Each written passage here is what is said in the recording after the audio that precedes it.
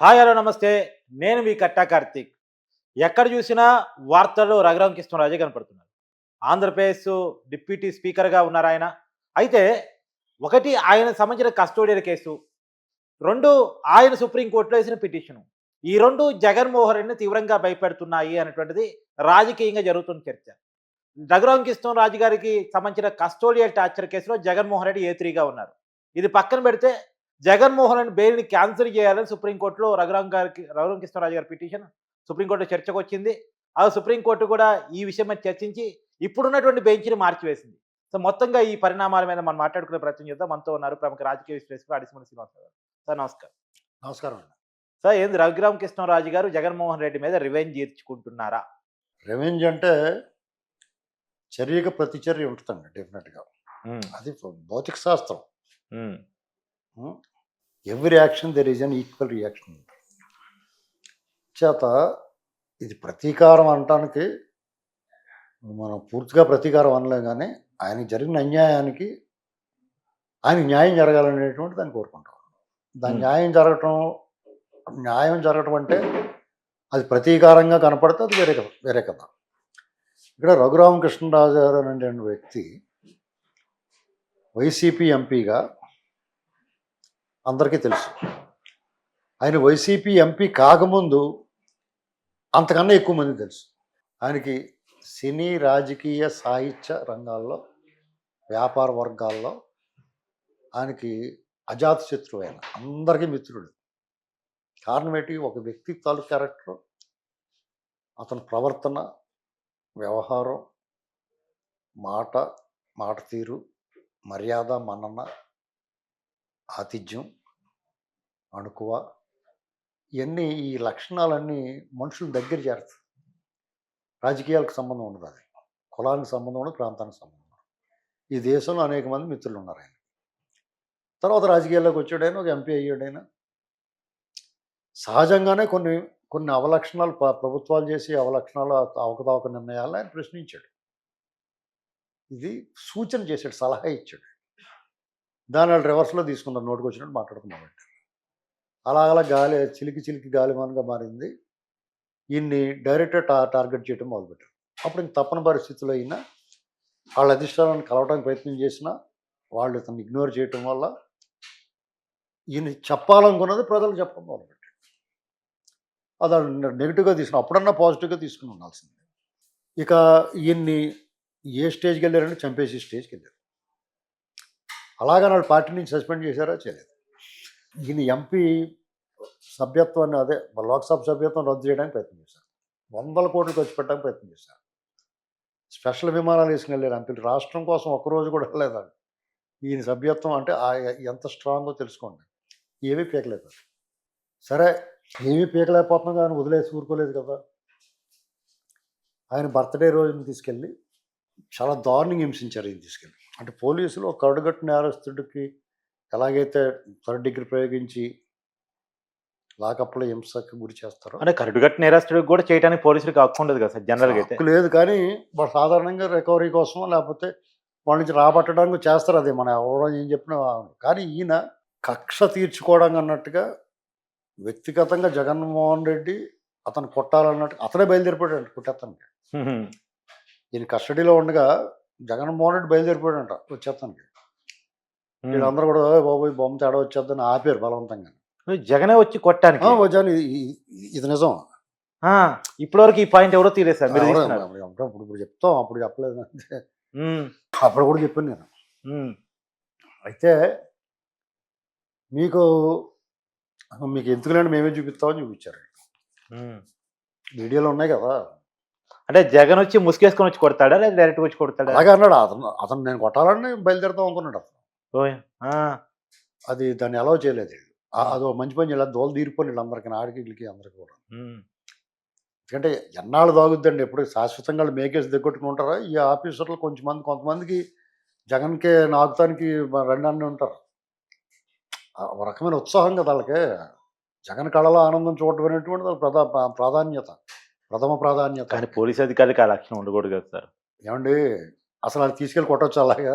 అవును, అదే కనీసం నోటీస్ ఇవ్వకుండా, అవును, పైగా మీకు ఇంటర్ స్టేట్ ఇది ఇక్కడ ఇక్కడ అవును అవును ఇక్కడ అవును పోలీస్ అనుమతి తీసుకోవాలి, కిడ్నాప్ చేసినట్టు లెక్క అది. అవును ఇలాంటి పరిస్థితుల్లో ఉమ్, చాలా దారుణంగా హింసించారు ఆయన. ఉమ్, కొట్టడమే కాకుండా ఓ మనిషిని తీసుకొచ్చి కూర్చోబెట్టారు. ఉమ్. ఓ 140 కేజీలు ఉన్నవాడిని. అది కూడా గుండెల మీద కూర్చోబెట్టి. అంతకన్నా దారుణమే నేను నా నోటితో నేను చెప్పలేను, చెప్పకూడదు కాబట్టి చెప్పట్లేదు. అంతకన్నా దారుణమైన విషయం ఒకటి చేశారు, ఉమ్, చేయడానికి ప్రయత్నం చేశారు. ఉమ్, ఆడు ఒప్పుకోలేదు. ఉమ్, ఏంటి అంత దుర్మార్గుడైన వాడు ఒకడు ఉన్నాడు, ఉమ్, ఇప్పుడు జైల్లో ఉన్నాడు వాడు. ఉమ్, వాడిని ఒక నీచమైన కార్యక్రమం చేయమంటే వాడు నేను చేయను బాబు అన్నాడు. ఆ, ఆ పని చేయలేదు అటు. ఉమ్, అయితే కానీ ఇక్కడ జరిగింది ఏంటంటే గుండెల మీద ఆపరేషన్ అయింది దానికి. ఆ గుండెల మీద కూర్చోబెడితే ఆ కుట్లు గిట్లు ఇడిపోయి లేకపోతే ఏదైనా ప్రమాదం వచ్చి చనిపోవడం కానీ హార్ట్ అటాక్ కానీ ఒక డాక్టర్ని రెడీ చేశారు అదే అటాక్ వచ్చి చనిపోయాడని చెప్పడానికి. చెప్పడానికి. ఓకే. అలాగే ఈయన కోర్టులో పెట్టారు. జడ్జి గారికి నన్ను కొట్టేశారండి అని చెప్పాడు ఆయన. ఆ జడ్జి గారు ఏదో మూడ్లో మంచి కొంచెం మంచి జడ్జి గారు. హాస్పిటల్ తీసుకెళ్ళమన్నారు. ఈ గవర్నమెంట్ హాస్పిటల్ కాదు, ప్రైవేట్ హాస్పిటల్ 2 ప్యారలల్గా చేయించమన్నారు. వాళ్ళకి ప్రైవేట్ హాస్పిటల్ తీసుకెళ్ళలేదు, గవర్నమెంట్ హాస్పిటల్ తీసుకెళ్ళి ప్రభావం చేత రాయించేశారు సూపరింటెండెంట్. వాళ్ళ ఆయనేమో వైసీపీ లేగలోడు. వీళ్ళంతా ఒకటే ముఠా అండి. ఎక్కడెక్కడ మనుషులు పెట్టుకుంటారు వాళ్ళు. దేవుడి దయ వల్ల ఇలాంటి వాళ్ళందరూ చాలా మంది. ఒక లేయర్ నిర్మించుకున్నాడు సార్, డాక్టరు, పోలీసు. అసలు మీకు ఆ టీం ఒకవేళ ఎవడన్నా ఇష్టం, ఇప్పుడు ఒకవేళ ప్రైవేట్ హాస్పిటల్ తీసుకెళ్ళమన్నారు జడ్జి గారు. ప్రైవేట్ హాస్పిటల్ తీసుకెళ్తే కూడా వాళ్ళు పీకి మీద కత్తేటి వాళ్ళ చేత రాయించారు. మిలిటరీ హాస్పిటల్కి తీసుకెళ్ళి ఆర్డర్ వచ్చింది అవతారం కూడా కనపడుతుంది కేవీ రావు దాంట్లో, కాకినాడ ఫోటో రాపించుకున్నాను. మీకు అక్కడి నుంచి మిలిటరీ హాస్పిటల్కి వచ్చారు కాబట్టి వాళ్ళు అక్కడ కూడా మేనేజ్మెంట్ ధర్మారెడ్డి వచ్చే టీ షర్ట్ వేసుకుని ఒకడు ఉంటాడు కదా, తిరుపతిలో గుండె గీయించుకుని టీ షర్ట్ వేసుకుని గళ్ళకి కట్టుకుని ఉండి కూడా రౌడీ కూడా కానీ ధర్మారెడ్డి అని తిరుపతి తిరుపతి ఈవోగా పనిచేసాడు. అవును. నీకు first of it's kind Tirupati దేవస్థానంలో చార్ల బన్నీను గళ్ళుంగి కట్టుకుని రౌడీ లాగా ఉన్నా కూడా ఆడొక్కడే కనిపించుకోడు అంటే అప్సారం అమ్మట. ఇలాంటివన్నీ చేశారు వాళ్ళు. పాపాలు మామూలు పాపాలు కాదు. ఈ మిలిటరీ హాస్పిటల్లో వీడికి గాయాలు నిజమే, ఈయనకి నేను చెప్పినంత కరెక్ట్. వాళ్ళు ఏమన్నారు, అబ్బాయి ఆయనకి ఒంటి మీద చర్మ రోగం ఉందా అది ఇది అని చెప్పారు. మొత్తం మీద పాపం పండింది. మొత్తం ఆయన బయటకు వచ్చాడు, ఇంకా పెంచాడు స్పీడ్ వాళ్ళకి. ఇంకా తర్వాత చంపేయడానికి చూశారు. ఒకసారి ట్రైన్ తాలేటం చూసాను, నేను ఉన్నాను అప్పుడు. అల్లు సీతారామరాజు గారి విగ్రహం ఒకటి ఓపెన్ చేయడానికి వెళ్తుంటే నేను, రాజుగారు, కొలుపూడి శ్రీనివాసరావు గారు, ఇంకా రాజుగారి అనుచర బృందం, ఒక 25 మంది ట్రైన్ అంటే కారులో వెళ్దాం అనుకున్నాం, వేరే ఫ్లైట్లో వెళ్దాం ప్లాన్ చేసాం. ఎక్కడికి వెళ్ళి ఏదో ఇబ్బంది పెడితే ట్రైన్ అయితే అప్పుడు సెంట్రల్ మినిస్టర్ కిషన్ రెడ్డి గారు కూడా వస్తున్నాడు ఆ ట్రైన్లో. ఆ ట్రైన్ మీద ఏం అటాక్ జరగదు, ఆయన ఉన్నాడు కాబట్టి అని ఉద్దేశంతో అది ఎక్కాం. అక్కడి నుంచి ఏదో కారులో రకరకాల మార్గాలు వెళ్ళొచ్చులే అక్కడికని. మోడీ గారు ప్రోగ్రాం కూడా అక్కడేమి దుశ్చర్యలకు పాల్పడరు వీళ్ళని. కానీ వాళ్ళు బరి తెగించిన వాళ్ళు. అవాళ కిషన్ రెడ్డి గారి ప్రోగ్రాం క్యాన్సిల్ అయింది. ఆయన ఎవరో మరి ఏం మాయ చేశారో కానీ వేరే దారిలోకి వెళ్ళిపోయాడు. మాకు అది ఒక ఎమ్మెల్సీ గారు చెప్పాడు, ఉత్తరాంధ్ర చెందిన ఒక బీజేపీ ఎమ్మెల్సీ గారు, కిషన్ రెడ్డి గారు ఏం రావట్లేదండి ఇందులోనే అన్నాడు. ఈయనకి కూడా ఫోన్లు వచ్చినాయి, ఇక్కడ మీకు సత్తెనపల్లి పిడుగురాళ్ళలో మీకు సీన్ సితార అయిపోద్దని మేము సర్దించడానికి ప్లాన్ చేస్తున్నారు, మీరు భోగి తలుపులు మూసేసుకుంటే పెట్రోల్ పోసి తాగేడేస్తారు మిమ్మల్ని అని చెప్పాడు. అక్కడి నుంచి ఈ 2 ఆటలు కూడా మేము మొండిగా ఉంటే ఆ భీమవరం నుంచి ఫోన్ చేయించారు, నరసాపురం నుంచి. ఎవరైతే రఘురామకృష్ణరాజు గారు వస్తారని స్వాగత ఫ్లెక్సీలు వేయించి ఒక ర్యాలీ తీశారు, మోటార్ సైకిల్ ర్యాలీ. వాళ్ళందరినీ పట్టుకుని చిత్తకొట్టేసి వాళ్ళ అమ్మ బాబుని పిలిపించి వాళ్ళ చేత ఫోన్ చేయించారు. మీరు రాకండి, వచ్చారంటే మమ్మల్ని చంపేస్తున్నారు, దయచేసి మీరు రాకండి, మా పిల్లల్ని చంపేస్తున్నారు, వీళ్ళు కేసులు కట్టేశారంటే అప్పుడు వాళ్ళ కోసం అనేసి. అంటే ఇలాగా ఎక్కడికక్కడ తన ప్రాణాలు తెగించి బయలుదేరినప్పటికీ కూడా అవతరాలను బెదిరించేసరికి ఆగిపోయాడు. ఇక తప్పలేదు. ఇక ఇలాంటి పరిస్థితుల్లో మీకు అలాగా తప్పదండి. ఈయన ఆ మొండికి వెళ్తే వాళ్ళు ఏమైనా చేస్తారేమో అన్న చాలా దారుణంగా చేస్తున్నారు వాళ్ళు. ఇలాంటి పరిస్థితుల్లో ఆయన అధికారంలోకి వచ్చాడు. జగన్మోహన్ రెడ్డి సీఎం వదిలేశారు. మూసుకుని కూర్చుంటాడా? న్యాయం జరగద్దా? ఈయన మీద ఇలాంటి బరి తెగించి వ్యవహరించిన వాళ్ళలో గాలిలో కొడుకులు గాలికి తిరుగుతుంటే వదిలేసుకుంటారా? అదే జరుగుతుంది ఇప్పుడు. కొంచెం లేట్ అయింది, ఆ లేట్ కూడా అవ్వకూడదు. తప్పించుకో జగన్మోహన్ రెడ్డి కూడా జైల్లో కూర్చోబెట్టేదాకా ఈయన ఒప్పుకోడు.